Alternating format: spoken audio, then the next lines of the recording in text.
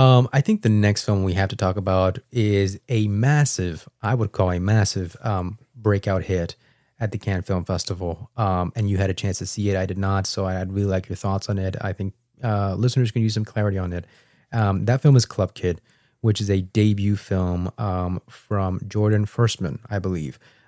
This was one of the few films, maybe one of the only films, the first film, I think, to start a bidding war, followed shortly after by La Bola Negra. Bidding war between A24, Netflix, Mubi, and Searchlight Pictures. This was, supposedly what was going on. And A24 would end up buying the film supposedly for $17 million. This is, I believe, the only big acquisition that A24 made. In fact, it may be the only acquisition that A24 made. A24, not a staple in Cannes like Neon, but certainly has been participating more and more frequently. This year, that was not the case, but they pick up possibly the hottest title to premiere here. I also want to mention, the debut feature. What are your thoughts on this? English language film, Uncertain Regard. What are you thinking here? Well, it was a big hit at the festival. A lot of people were talking about it. Jordan Firstman first was on our radar after he was involved in Rotting in the Sun, which is a film that we really loved in 2023. Learning more about him, I think he was more of a sort of internet personality. Most people might remember him recently from being in the Rachel Sennett show, I Love LA. This is his debut film. Mm-hmm. Which he's also the star in. He's the star, and he also wrote as well. I will say that I quite enjoyed it. There's a part of me that was skeptical, but I did have a really good time. It's just really accessible, very fun, and ultimately quite poignant. More poignant than you would think going into the film. I think most people responded very well in the screening that I was at. It was a very enjoyable time and charming and sweet, and still has the sort of, if you're familiar with Jordan Firstman's brand of humor, that's all over the piece. I think it was a very successful outing. It certainly made a lot of headlines. I expect it to be a moderate hit when it comes out. I'm not sure yet. I see it as a, again, I could be wrong, but a runaway, breaking the bank hit. But certainly the ingredients are there for it to do really well theatrically. Here's what called my attention. Beyond it being the only acquisition that A24 made, and it made it for a pretty handsome price, this was something that Searchlight was supposedly considering. And Searchlight very, very specific about the kind of films that they're going to pick up now. But so I think there's possibly some broad appeal to this film. You tell me. As far as I know, it's not dated yet. And so I think you and I had a conversation, for example, of last year, when A24 picked up something like Pillion, and it also being a film that you enjoyed a lot, and a film that you would think is easy to find an audience for, or an audience exists for. Obviously, Pillion, I don't think A24 did a very good job on it. Right. It was sort of in this in-between place between they campaigned it, in air quotes, campaigned it for awards for last year, but it didn't really hit American theaters till February. I think they were trying to do some counter programming with Valentine's Day. I don't think it worked out. And so is the release date going to be a factor here? Is this like kind of the film where it can be nurtured into finding an audience, and from finding an audience, you can maybe launch a viable campaign off that? I also want to mention a sort of comparison people are throwing out here a lot, which is last year's Ava Victor and A24 and Sorry Baby, being a sort of a debut film that after Sundance, certainly people didn't show up to watch in the theaters, but had a lot of critical acclaim, made it all the way to a Golden Globe nomination for Ava Victor, Writers Guild nomination. What are your thoughts on that? Is that something that's on the table? Can it grow and be molded to a bigger, better campaign? Contender. Is the release date going to factor? And what about Alex Coco? So I'm not sure that I fully know when the optimal time to release the film would be, but I do think that whenever it's released, I do think it stands to do well commercially. I can see it being a summer film. I can see it being a fall film. Maybe I see it less being a winter film. But I think that in whichever window they show the film, it'll do well. I do think that comparisons to the Ava Victor and Sorry Baby, I think, are a little bit off base. I like the comparison with Pillion, in that I thought that was a very accessible sort of, charming and subversively charming in a way because of the Dom culture. A film that was poised to, I think, break out more than it did. And the release strategy, fucked it up a little bit. But I do think there's something very accessible about this movie. And I think there's something a little bit less accessible about Sorry Baby. I think, that film has... Accessible or commercial?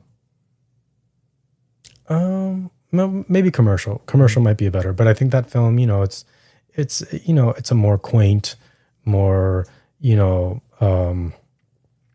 I don't want to say slice of life, but it's a more intimate, quaint, smaller film, and this feels a little bit more built for a mass audience, especially a queer audience. I think that they would definitely a queer audience, a young audience, of an audience that's receptive to good critical reception, as I think this film definitely has.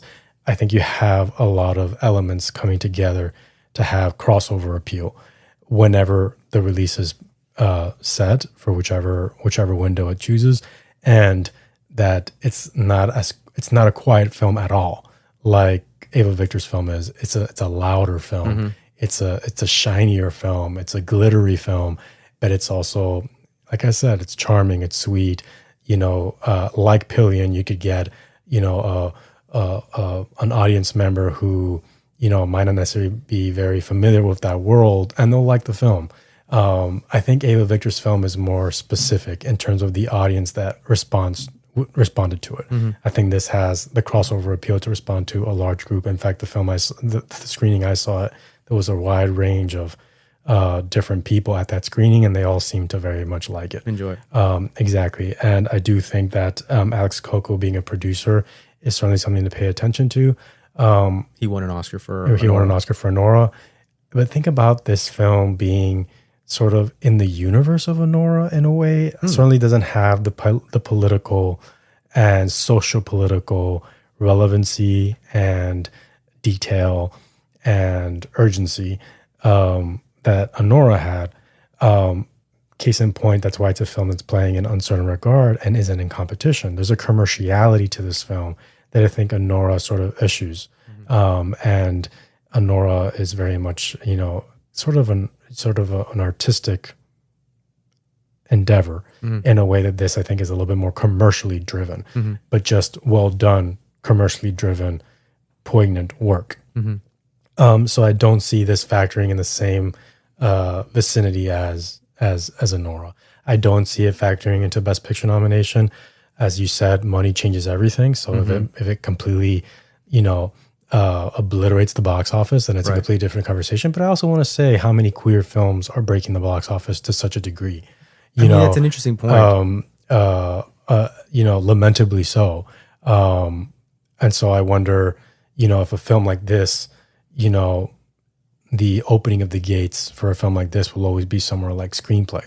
Well, can it maybe get, that's one battle that Sorry Baby at the end walked out short of. And Pillion. And I would say Pillion was much further. I would say, could it maybe? I think that it can. I think that it can, so long as, again, A24 doesn't fuck up the release like it did with Pillion, because I do think Pillion had a good shot. And I think, again, it's much more primed and ready for crossover appeal, a la, a film like Pillion, than a film like Sorry Baby, which I think has a more specific audience it's geared towards. Right. So, yes, I do think that it can land a screenplay nomination, but I don't see it going above that for the Oscars. I do think Jordan Firstman can land a nomination for comedy actor, and the film will have love throughout the season.